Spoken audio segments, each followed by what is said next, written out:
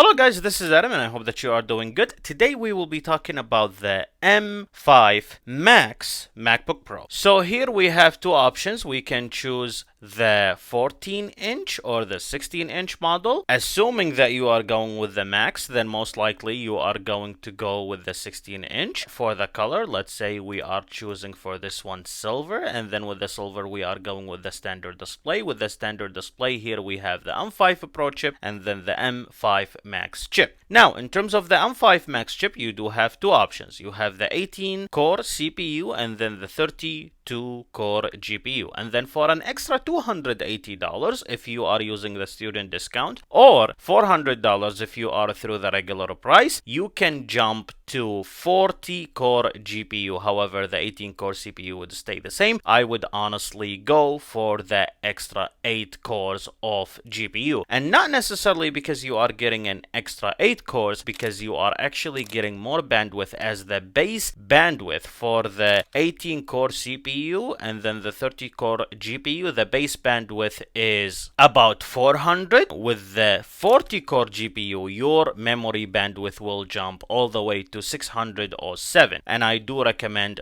taking that extra 200 gigabytes of bandwidth, and that would be the maximum version of the M5 Max. And I would assume if you are going with the M5 Max, you do not worry about how much you are going to pay in terms of the price, because if you are price conscious, then I would recommend watching my previous video where we made a full breakdown for the M5 Pro and what are the recommendations for that, or even the MacBook Air with the M5. That's a good option for you as well. We get to the unified memory or the shared memory, where we have multiple options. We have 64 gigabytes, that's the first upgrade, or we have 128. The 128 will be an extra $900, or 64 gigabytes will be an extra $180. And again, those prices are with the student discount. We will take a look at the prices without the student discount. In this case, I think an extra $180 without the student discount, it will be an extra $200. Give us 64 gigabyte of unified memory or shared memory. And keep in mind, since you have shared memory, that means whatever memory you have with your device, you're gonna use it as well for any graphical intensive task. So basically that would be the memory that your GPU have access to, and the more that you have, the better. And since you have a bandwidth that goes all the way up to 600 gigabytes, it would be beneficial to have 64 gigabyte of memory as well, and that would help you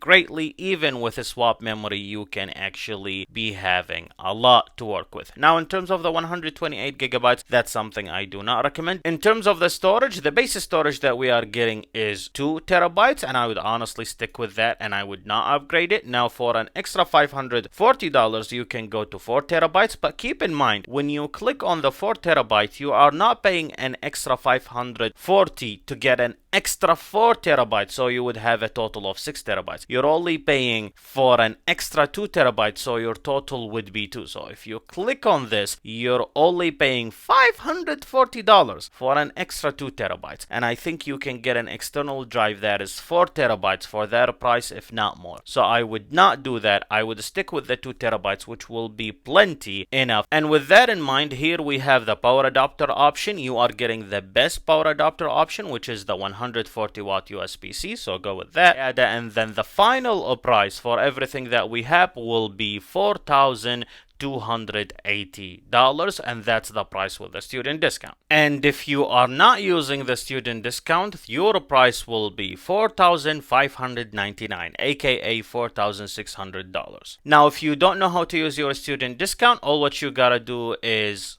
go to the very bottom of the Apple website, as long as you are in the US. I don't know what the website would look like if you are in another country, and then just go to shop for college, then you click on it, and then from here you can go to your Mac and then pick whatever you want, and all of a sudden you have access to the student pricing. So for example, the MacBook Neo would start at $500 instead of $600, so that's $100 off. And speaking about the Macs, let's talk about the M5 Max performance. So we have 4 variants, or 6 really, because you have the M5 chip, which is the base model, then you have the M5 Pro chip, the base, and then the M5 Pro chip, the premium version, which is the upgraded one, and the only difference is you jump from 16-core GPU to 20-core GPU, and if you are more in that realm and you want to know how the performance for that and what this entails, the video from yesterday, I went full ham on this and I explained it in detail, so go and watch that video. Our focus will be the M5 Max. The M5 Max does have 2 variants, so there is the variant which has the 32-core GPU with the 18-core CPU. However, if you go to the very bottom and then configure it to the configuration that we had a second ago, that would give you a GPU of 40 core. However, the CPU is going to stay at 18 core. You remember the conversation that I had about the GPU bandwidth, or basically the memory bandwidth, which is 614. I thought at first it's 604, and that's why I said 604, but it's actually 614. So that's an extra gigabytes for you just for sticking around and watching the video till the end. There you go. And memory bandwidth is very important, and that would be our benchmark, or hypothetical benchmark, so to speak, in terms of what the performance is going to be for the M5 Max chip. Now we know that the M5 chip, the base model, that would take 16 seconds to render 1 frame from the junk shop scene. With the M5 Max chip, since we will be jumping from 153 gigabytes of memory bandwidth all the way to 614, that's a huge